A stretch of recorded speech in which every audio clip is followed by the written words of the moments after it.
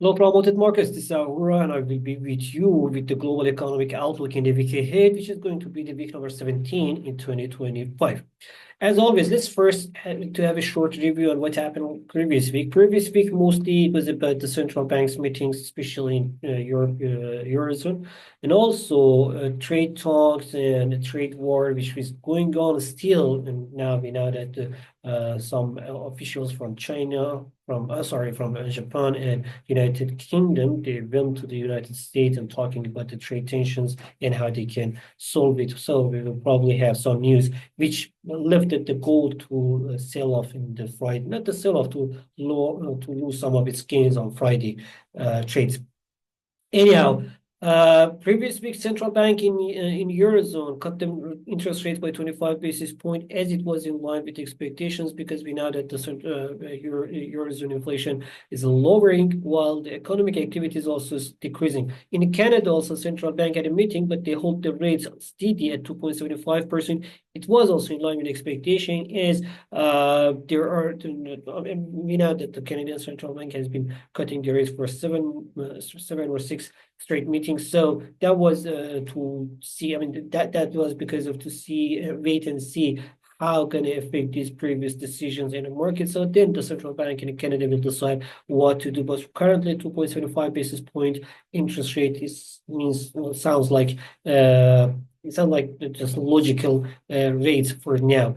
On the other side, we had some economic activity, some economic data from China, which shows that the GDP increased much better in the first quarter, 5.4%, and industrial production as well, while the export also increased more than 11%, which means shows actually that many countries, especially the United States, they import more Chinese goods before tariffs affected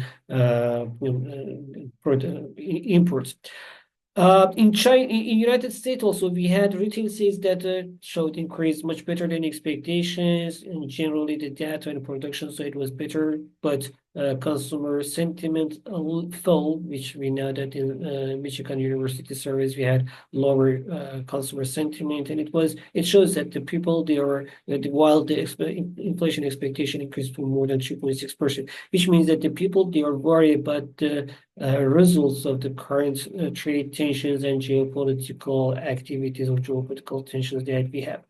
In the weekend, we had a trade talks between the China officials, the Japanese officials, and United Kingdom officials with the Americans. We have to wait and see what's going to happen. On the geopolitical side, we know that the United States warned the Russian and Ukrainian that if they do not reach any peace agreement during next days, the United States will avoid being the peacemaker between these two countries. So so we have to wait and see what's going to happen.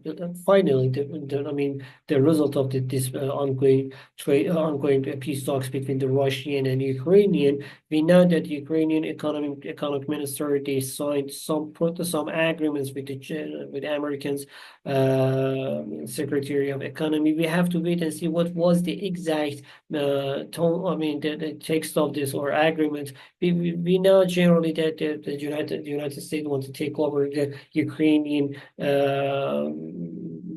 cause because of this, just to cover some of its costs that they had during this war with the Russian. They spend the money that they spend there.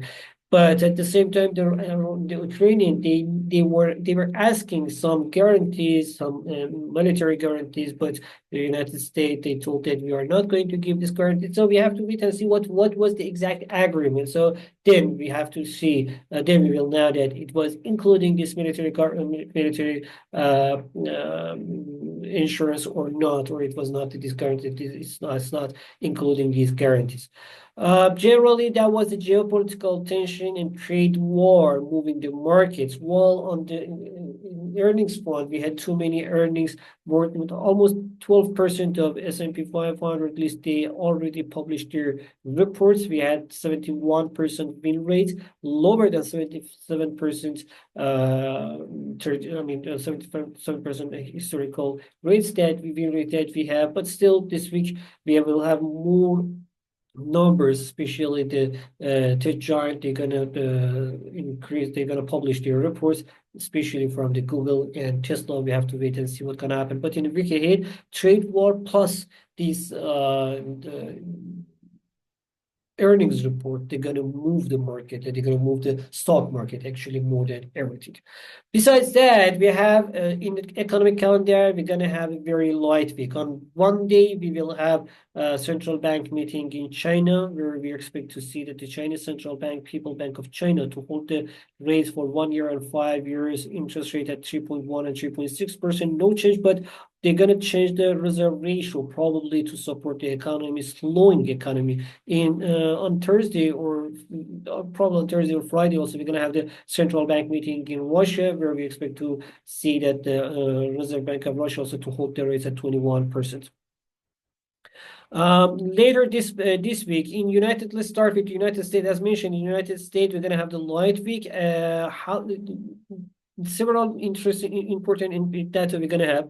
New and existing home sales. New home sales supposed to increase slightly in United States as mortgage rates slowly decrease to 6.7%. That can support the new home sales, but it's not enough to support the existing home sales, and we expect to see the existing home sales to slow down a little bit in March. At the same time, we're gonna have existing home sales data we're gonna have on Thursday. On Thursday, we still, besides always Thursday that we have the labor market data, we will have the durable goods orders as well, where we expect to see slower.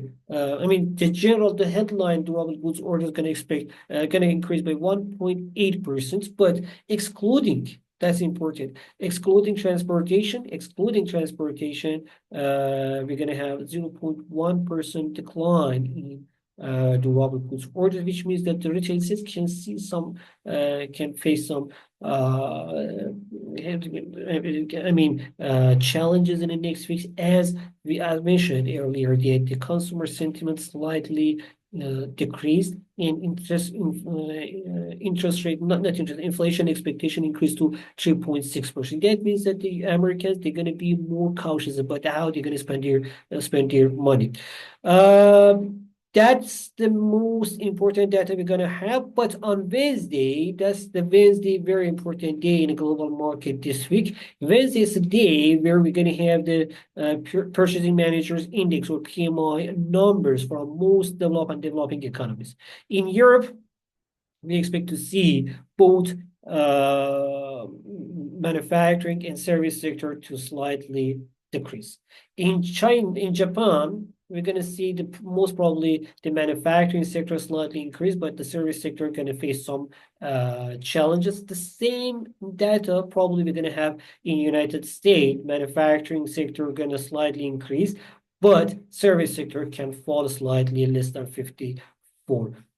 Generally, the data will shows that the economic activity is slightly moving lower in most developed economies, but in United States, most probably the manufacturing sector slightly can increase, as the trade tensions or tariffs will help this American production. Will support the American manufacturing sector to make more production in United States. So probably that's why we expect to see slightly improvement in manufacturing sector. In United States, that's the data that I mentioned. They are the most important data we expect to see. Out of the United States, we're gonna have important data in Japan and United Kingdom. In United Kingdom on Friday, especially, we're gonna have the retail sales numbers, where we expect to see lower retail sales in March, in line with the lower or weaker PMI numbers, which means that the British Central Bank can continue rate cut in its next meeting. In Japan, on the other hand, we're gonna see the inflation data, Tokyo inflation numbers, where we expect to see the headline inflation to stay unchanged at 2.4%, which means which can actually support the comments from BOJ Governor Mr. Ueda, where he told that central bank in Japan can continue its rate hike, and we probably see the interest rate around 1% at the year 2025 in Japan. That's these numbers. They are going to be the most important data which we're going to have the next week. And now let's check the charts and see what we're gonna have in the charts. In charts, if we check the charts, we can see US dollar index slightly continuing its downtrend, while we can see RSI as moving higher from oversold area, while the OBV also confirms this correction. So which means that while the overall downtrend still in the market still continues and remains bearish, the US dollar index, but still we have a chance of correction towards 101. 101 can be the very important pivot if we see if the US dollar index can move higher than above 101. We can say that the trend can change in the short term, but holding the 101 under trading or trading under 101 can continue this downtrend, and we can expect lower digits later as well. This weaker US dollar supported the gold, while the other factors such as geopolitical tensions, such as trade war and demand for safe haven, supported the gold demand, and the gold price printed the new higher high always in the previous weeks. Now we expect some correction as the US dollar index can also increase slightly. We expect some correction, but this correction doesn't mean the trend change, because the overall uptrend can continue still further. In energy market, oil price slightly increased after new sanction against Iranian oil market against some Chinese manufacturers that they were buying the Iranian oil, and also lower production in the United States and some very lower production in the United States and also Venezuela. Sorry, yeah, lower production in the United States and Venezuela. They supported the oil price to slightly increase, but still is. I mean, the oil price moved above 50% of its Fibonacci level from previous recent fall that it had, but still it's trading under 61.8%. If the price moves above $65.70, which is the 61.80% of its Fibonacci. If the price moves above $65.70, then we can expect the higher digits. But otherwise, the oil price still can continue its downtrend. But moving above 65 or almost $66, we can say that the above $66 trend can change for the short term. And I mean, for the short term, because in overall or in a bigger picture, this trade war and trade tensions can slow the global economy and demand for energy as well. On the stock market, mostly till now, the stock market heated by trade tensions, but for now, for next 2 weeks, we're going to have too many important earnings. The market investors also, they will continue focusing on the earnings reports as a very important companies such as Alphabet or Google and Tesla, especially this week, they're going to publish their earnings. So too many important companies still there. We have only 12% of the S&P 500 list that they publish their reports. So generally, what we can expect in the market, that the market can be, can be moved or can be affected by these earnings reports. Generally, we expect to see slightly better than expected earnings. So far, we have 71%. It's lower than historical 77%, but still it's fine, and we can say that above 70%. Being rating S&P 500 can be the acceptable result, but generally the earnings that the company they were better than expectations, but overall surprise or positive surprise around 6% is weak. Still, we have lower. If the companies they had some benefits, these general benefits that they had and better than expectations, still it was lower than their historical benefits and income that they had. The net income that they had. So generally, that's why we totally expect that we expect that the overall downtrend to continue. Still, we are not changing our perspective on the stock market. So S&P 500 can continue with the initial resistance at 5,480 and initial support at 5,230. Falling under 5,230 can continue this downtrend further. Correction about 5,480 can support the short-term correction, but general idea of downtrend cannot change for now. In the cryptocurrency market, Bitcoin is moving above its downtrend channel, but this downtrend channel moving above downtrend channel doesn't mean the trend change unless if the price moves towards $87,000 and then $92,000. Any trade or holding the price under $92,000 or 92K can hold this overall downtrend. Any price change need to move further above $92,000. But general right now, still we are negative about the Bitcoin price, and overall downtrend can continue. If the price fell under 80,000, then we can probably go towards October low of 55,000 US dollar. It's dependent if the price can move lower again under 80,000 or not.